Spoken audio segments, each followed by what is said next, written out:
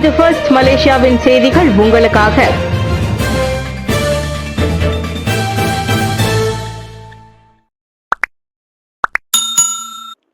அரசாங்கத்தை கவிழ்க்க முயற்சி குறித்து போலீஸ் விசாரணை. உள்ளூர் முக்கிய புள்ளி. அனைத்துலக ஊடகம் தொடர்பு. அரசாங்கத்தை கவிழ்க்க முயன்றதாக கூறப்படும் ஒரு சதித்திட்டம் குறித்து போலீசார் கடுமையான விசாரணையை தொடங்கியுள்ளனர். இந்த சதிகள் உள்ளூர் முக்கிய புள்ளி ஒருவரும் ஓர் அனைத்துலக ஊடக நிறுவனமும் சம்பந்தப்பட்டிருக்கலாம் என கூறப்படுகிறது. நேற்று பெறப்பட்ட புகாரின் அடிப்படையில் விசாரணை தொடங்கியதாக தேசிய போலீஸ் படை தலைவர் டதஸ்ரீ முகமது காலிட் இஸ்மாயில் தெரிவித்தார். இது நாடாளுமன்ற ஜனநாயகத்தை முடக்கக்கூடிய செயலாக கருதப்பட்டு குற்றவியல் சட்டத்தின் கீழ் விசாரிக்கப்படுகிறது. குற்றம் நிரூபிக்கப்பட்டால் அதிகபட்சம் 20 ஆண்டுகள் சிறை தண்டனை விதிக்கப்படும். போலீசார் விசாரணை இன்னும் நடைபெற்று வருவதாகவும் சமூகத்தில் தேவையற்ற யுகங்கள் மற்றும் வதந்திகளை தவிர்க்குமாறு அறிவுறுத்தியுள்ளனர். ஒவ்வொரு டெல்கோவுக்கும் 5 சிம்கள் மட்டுமே கொண்டிருக்க ஒருவருக்கு அனுமதி. விதியை கடுமையாக்கிய MCMC. ப்ரீபெய்ட் எனப்படும் முன்கட்டண முறையில் பணம் செலுத்தும் சிம் அட்டை பதிவு விதிமுறைகளை மேலும் கடுமையாக்கும் வகையில் மலேசிய தொடர்பு மற்றும் பல்லூடக ஆணையமான MCMC புதிய கட்டாய தரநிலையை அறிமுகப்படுத்தியுள்ளது. புதிய விதிகளின்படி சிம் அட்டை உரிமைக்கு வரம்பு நிர்ணயிக்கப்பட்டுள்ளது. அதாவது மலேசிய குடிமக்கள் மற்றும் நிரந்தர குடியிருப்பாளர்கள் ஒவ்வொரு சேவை வழங்குனரிடமும் அதிகபட்சம் 5 சிம் அட்டைகளை மட்டுமே வைத்திருக்க அனுமதிக்கப்படுவர். அதே சமயம் குடியுரிமை அல்லாதோர் ஒவ்வொரு சேவை வழங்குனரிடமும் 2 சிம் அட்டைகளை மட்டுமே பதிவு செய்ய முடியும். மிக முக்கியமாக 12 வயதுக்கு குறைவான குழந்தைகள் தங்களது பெயரில் சிம் அட்டைகளை பதிவு செய்ய அனுமதி இல்லை.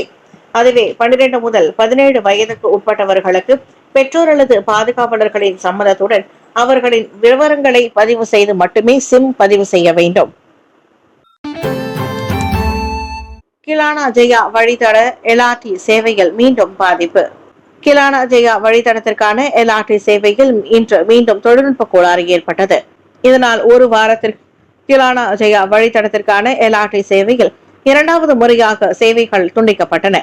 தொழில்நுட்ப சிக்கல்கள் காரணமாக கிலானா ஜெயா LRT நிலையத்தில் ஒரு ரயில் சேவையிலிருந்து இன்று நிறுத்தப்பட்டதாக ராபிட் KL தனது முகநூலில் குறிப்பிட்டு வெளியிட்ட அறிக்கையில் தெரிவித்தது.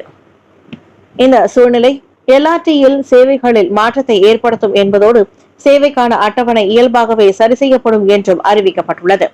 பயணிகளுக்கு ஏற்படும் சிரமத்திற்கு ராபிட் KL நிறுவனம் தனது வருத்தத்தையும் தெரிவித்துக் கொண்டது. திங்கட்கிழமை கிலானா ஜெயா வழித்தட சேவையில் அவசர பிரேக் மற்றும் ரயில் கட்டுப்பாட்டு சாதன அமைப்புகளில் தொடர்ச்சியான தொழில்நுட்ப சிக்கலை ஏற்படுத்தி உள்ளதால் சேவையில் பாதிப்பு ஏற்பட்டது. மலாக்காவில் 12 வயது மாணவிக்கு பாலியல் தொல்லை. மலாக்கா தெங்கா பகுதியில் உள்ள பள்ளி அருகே 12 வயது மாணவி ஒருவர் பாலியல் தொல்லைக்கு உள்ளான நிலையில் புதருக்குள் அரை நிர்வாண நிலையில் கிடந்தபடி நேற்று மாலை கண்டுபிடிக்கப்பட்டார். மதியத்திற்கு பிறகு நடைபெறும் கூடுதல் வகுப்பிற்கு மாணவி வராததை ஆசிரியர்கள் கவனித்தனர். கண்காணிப்பு கேமரா காட்சியில் மதியம் சுமார் 12 மணி அளவில் மாணவி பள்ளியை விட்டு வெளியேறி இருப்பது தெரிய வந்தது. மாணவி தன் தாயின் வாகனம் என நினைத்து ஒரு வாகனத்திற்குள் நுழைந்ததாகவும் அது அந்நிய நபரின் வாகனம் என்பதை உணர்ந்ததும் அதிர்ச்சியில் ஓடி சென்று புதருக்குள் மறைந்ததாகவும் கூறப்பட்டுள்ளது. பின்னர் அந்த ஆடவன் அவரை கண்டுபிடித்து உடைகளை கழற்றுமாறு கட்டாயப்படுத்தி கைபேசியில் புகைப்படங்களை எடுத்து தப்பிச் சென்றுள்ளான். சுமார் மாலை 7 மணி அளவில் குடும்பத்தினர் மற்றும் தேடுதல் குழுவினர் மாணவியை கண்டுபிடித்து மலாக்கா மருத்துவமனைக்கு அனுப்பி வைத்துள்ளனர். இந்த சம்பவம் தொடர்பாக குழந்தைகளுக்கு எதிரான பாலியல் குற்றங்கள் சட்டத்தின் கீழ் வழக்கு பதிவு செய்து போலீசார் விசாரணை நடத்தி வருகின்றனர். மூட்டுவலி காரணமாக மாமன்னர் சுகவீனம் நிகழ்ச்சிகள் ஒத்திவைப்பு. மாமன்னர் சுல்தான் இப்ராஹிம் மூட்டு மற்றும் தசை தொடர்பான வலி காரணமாக சுகவீனம் அடைந்துள்ளார். தேசிய அரண்மனையான இஸ்தானா நெகேரா வெளியிட்ட அறிக்கையில் பின்னங்காலிலும் இடுப்பிலும் வலி ஏற்பட்டதால் மருத்துவர்கள் அவருக்கு முழுமையான ஓய்வை பரிந்துரைத்துள்ளதாக குறிப்பிடப்பட்டுள்ளது. இதனால் பிரதமர், அமைச்சர்கள், வெளிநாட்டு தூதர்கள் மற்றும் அரசாங்க அதிகாரிகளுடன் நேற்று திட்டமிடப்பட்ட இஃப்தார் நோன்பு துறக்கும் நிகழ்ச்சியிலும் மாமன்னர் கலந்து கொள்ளவில்லை. தவிர UPNM சுல்தான் இப்ராஹிம் பள்ளிவாசல் திறப்பு விழாவும் மற்றொரு தேதிக்கு ஒத்திவைக்கப்பட்டுள்ளது. மாமன்னரின் உடல் நலம் மேம்பட்டதும் அவர் மீண்டும் அதிகாரப்பூர்வ நிகழ்ச்சிகளில் கலந்து கொள்வார் என இஸ்தானா நெகேரா தெரிவித்துள்ளது. திட்டிவங்சா MRT அருகே மேம்பால நடைபாதையிலிருந்து விழுந்து ஆடவர் பலி. கோலாலம்பூர் ஜாலான் தொன்ற சாக்கில் உள்ள திட்டிவங்சா MRT நிலையம் அருகே நேற்று காலை மேம்பால நடைபாதையிலிருந்து விழுந்து 47 வயது ஆடவர் உயிரிழந்தார். இறந்தவர் நெகிரி சிம்பிலான் குவாலபிலாவை சேர்ந்த ஆரிஃபின் சுலைமான் என அடையாளம் கூறப்பட்டது. காலை 8 மணி அளவில் தகவல் கிடைத்து சம்பவ இடம் விரைந்த தீயணைப்பு மீட்புத்துறை மேம்பாலத்திற்கு கீழ் ஒருக்களித்த நிலையில் சடலத்தை கண்டது. தலை, கைகள் மற்றும் கை முட்டியில் காயங்கள் இருந்ததும் பரிசோதனையில் கண்டறியப்பட்டது. மரணத்தில் குற்ற அம்சங்கள் எதுவும் இல்லை. எனவே தற்போதைக்கு இது திடீர் மரணமாக வகைப்படுத்தப்பட்டுள்ளதாக போலீஸ் கூறியது.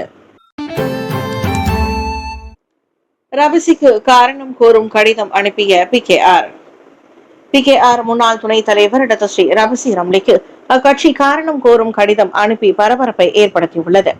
பொதுச் செயலாளர் டாக்டர் ஃபுசியா சாலே கையொப்பமிட்டு கடிதம் வெளியாகியுள்ளதை வீடியோ வாயிலாக ரபிசி உறுதிப்படுத்தினார். பண்டான் நாடாளுமன்ற உறுப்பினருமான ரபிசி 16வது பொது தேர்தலில் PKR சார்பில் அல்லாமல் போட்டியிடப் போவதாக அண்மையில் அறிவித்தது கட்சியிலிருந்து வெளியேறுவதாக அறிவித்ததற்கு சமமாகும் என கருதி கடிதம் வெளியிடப்பட்டது. கட்சியின் ஒற்றுமைக்கு பாதிப்பு ஏற்படுத்தக்கூடிய வகையில் ரபிசியின் கருத்துக்கள் இருந்ததாக கிடைத்த புகார்களை தொடர்ந்து இந்நடவடிக்கை எடுக்கப்பட்டுள்ளது. ஆனால் நோக்கத்தை வைத்துக் கொண்டு மட்டுமே நடவடிக்கை எடுத்துவிட முடியாது. நான் PKRலிருந்து வெளியேறுவதை கூறவில்லையே என தெளிவுபடுத்திய ரபிசி கடிதத்திற்கு விரைவிலேயே பதிலளிப்பேன் என கூறினார்.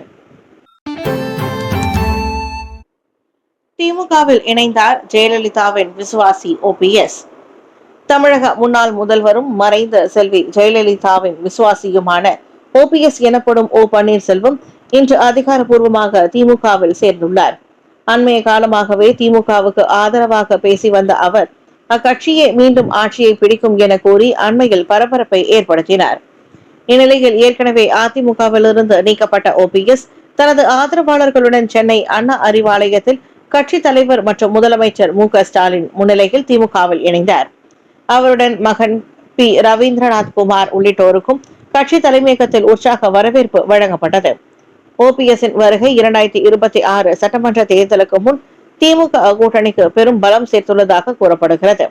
அதே சமயம் ஜெயலலிதாவின் விசுவாசியாக இருந்துவிட்டு எதிர்முகாமில் இணைந்திருப்பதால் அவரின் செல்வாக்கு சரிகலாம் என்றும் கூறப்படுகிறது.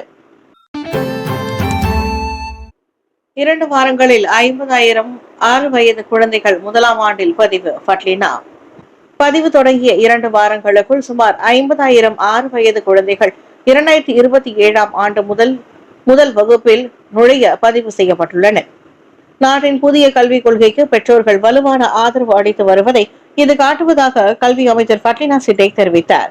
நாட்டிலேயே ஜொஹூர் மாநிலத்தில்தான் அதிகமான மாணவர்கள் பதிந்து கொண்டுள்ளனர். இது பெற்றோர்கள் புதிய கொள்கையை ஏற்றுக்கொள்ளும் தயார் நிலையை காட்டுகிறது. 2026-2035 கல்வி பெருந்திட்டத்தின்படி குழந்தைகள் இப்போது 6 வயதிலேயே ஆரம்ப பள்ளியில் சேர முடியும். இதன் நோக்கம் ஆரம்ப கல்வியை வலுப்படுத்தி எதிர்கால சவால்களுக்கு மாணவர்களை தயார் செய்வதாகும். என்றாலும் குழந்தைகள் கல்வி தொடங்குவதற்கு முன் அவர்கள் உணர்ச்சி மற்றும் சமூக ரீதியாக தயாராக இருப்பதை பெற்றோர்கள் உறுதி செய்ய வேண்டும் என அதிகாரிகள் நினைவுறுத்தியுள்ளனர். பெண் மானபங்கம் வழிபாட்டு தளத்தின் தலைவர் மீது குற்றச்சாட்டு. பெண் ஒருவரை கடந்த ஆண்டு மானபங்கப்படுத்தியதாக மத்ராஷா எனப்படும் வழிபாட்டு தளத்தின் தலைவரான 70 வயது ஆடவர் மீது அலோர்காட்டா மேஜிஸ்ட்ரேட் நீதிமன்றத்தில் குற்றம் சாட்டப்பட்டது.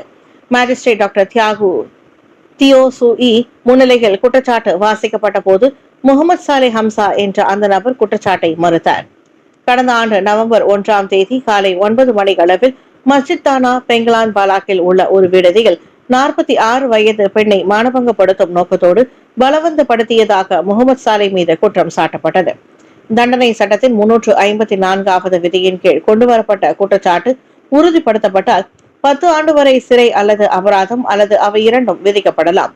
சமய ஆசிரியருமான முகமது சாலேவுக்கு 4000 ரிங்கிட் ஜாமீன் அனுமதிக்கப்பட்டதோடு ஆவணங்களை சரிபார்ப்பதற்காக ஏப்ரல் 14ஆம் தேதிக்கு இந்த குற்றச்சாட்டு மீண்டும் மறு வாசிப்புக்கு செவிமடுக்கப்படும் என மேஜிஸ்ட்ரேட் தியோ சூஇ தெரிவித்தார். ஜப்பானிய கார்களுக்கான தேவை சரிவு. EV கார்கள் மீது திரும்பும் மக்களின் கவனம். நாட்டில் ஜப்பானிய கார்களுக்கான தேவை குறைந்து வருகிறது. அரசாங்கம் இவி எனப்படும் மின்சார வாகனங்களை ஊக்குவித்து வருவதால் டொயோட்டா, ஹோண்டா, மஸ்தா போன்ற கார்கள் 30 விழுக்காட்டு சந்தை பங்கிலிருந்து 20 விழுக்காட்டிற்கு சரிந்துள்ளன. அதே நேரத்தில் தேசிய கார் நிறுவனங்களான புரோட்டான் மற்றும் பெரடுவா இரண்டும் தொடர்ந்து 60 விழுக்காட்டிற்கும் மேல் விற்பனையை தக்க வைத்துள்ளன. சீன நிறுவனங்களும் வேகமாக முன்னேறுவது குறிப்பிடத்தக்கது. செரி நிறுவனம் 2024 4600 கார்கள் மட்டும் விற்பனை விலையில் கடந்த ஆண்டில் 33,000க்கும் மேல் விற்பனை செய்து அபரிமித வளர்ச்சியை பதிவு செய்துள்ளது. 2022 அறிமுகமான அரசாங்கத்தின் மின்சார வாகன ஊக்குவிப்புகள் மக்களின் விருப்பங்களையும் தேர்வுகளையும் மாற்றியதாக முதலீடு, வாணிபம், தொழில்துறை அமைச்சர் டத்தஸ்ரீ ஜொஹாரி கானி தெரிவித்தார். 5 ஆண்டுகளில் 1869 போலீஸ்காரர்கள் போதைப்பொருள் குற்றச்சாட்டில் கைது. நாட்டில் கடந்த 5 ஆண்டுகளில் மட்டும் சுமார் 1869 போலீஸ் அதிகாரிகள் மற்றும் பணியாளர்கள் போதைப்பொருள் குற்றச்சாட்டில் கைது செய்யப்பட்டுள்ளனர். 2020 முதல் 2025 வரை 91 அதிகாரிகள் மற்றும் 1778 பணியாளர்கள் கைதாகியுள்ளதாக உள்துறை அமைச்சு கூறுகிறது. அவற்றில் 958 பேர் நீதிமன்றத்தில் குற்றம் சாட்டப்பட்டுள்ளனர். இதிலும் மேலும் 911 பேர் மீதான புகார்கள் இன்னும் விசாரணையில் உள்ளன. போதைப்பொருள் கடத்தல், வைத்திருத்தல் மற்றும் போதைப்பொருள் பரிசோதனையில் தோல்வி ஆகியவற்றை அப்புகார்களும் குற்றச்சாட்டுகளும் உட்படுத்தியுள்ளன. போலீஸ் தரப்பில் ஒழுங்கு நடவடிக்கைகளும் எடுக்கப்பட்டன. அந்த வகையில் 511 பேர் விசாரணைக்கு உட்படுத்தப்பட்டு அவர்களில் 324 பேர் பணி நீக்கம் செய்யப்பட்டனர். மற்றவர்களுக்கு எச்சரிக்கை விடுப்பது அல்லது பதவி இறக்கம் செய்யப்பட்டதாக மக்களவையில் தெரிவிக்கப்பட்டது.